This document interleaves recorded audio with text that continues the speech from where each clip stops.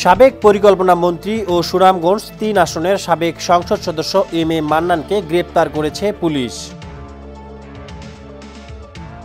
বৃহস্পতিবার রাত ১০টার দিকে সুনামগঞ্জের নিজ বাড়ি থেকে তাকে গ্রেপ্তার করা হয়। পুলিশ জানায়, গত ৪ আগস্ট সুনামগঞ্জের ছাত্র জনতার বিক্ষোভ চলাকালে যে হামলা হয়েছিল সে ঘটনায় করা মামলার এজাহারভুক্ত আসামি হিসেবে গ্রেপ্তার করা হয় এম এ মান্নানকে। এখন এই মুহূর্তে উনি আমাদের হেফাজতে থাকবেন।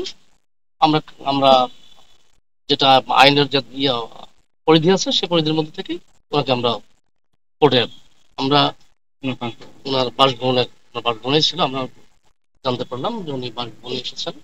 খবর পেয়ে দ্রুত ওনাকে সেখান থেকে। এর আগে সাবেক আমলা এম এ মান্নান ২০০৮ সালে প্রথম নবম জাতীয় সংসদ নির্বাচনে জয়লাভ করেন, কিন্তু তার আগে ২০০৩ সালে চাকরি থেকে অবসরের পর ২০০৫ সালের সুনামগঞ্জ ৩ আসনের উপনির্বাচনের আওয়ামী লীগের প্রার্থী হয়ে হেরে গিয়েছিলেন তিনি। এরপর ২০১৪ সালে দশম এবং ২০১৮ সালে একাদশ নির্বাচনেও জয় পান তিনি।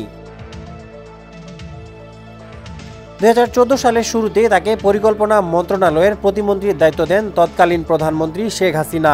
এর ৪ মাস পর তার দায়িত্বে যুক্ত হয় অর্থ মন্ত্রণালয়ও। ২০১৮ সালের একাদশ সংসদ নির্বাচনের পর তাকে করা হয় পরিকল্পনা মন্ত্রী।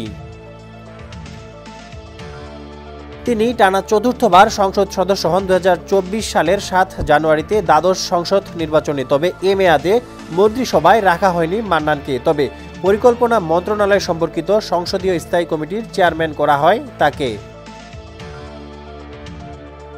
ডেস্ক রিপোর্ট, সমকাল।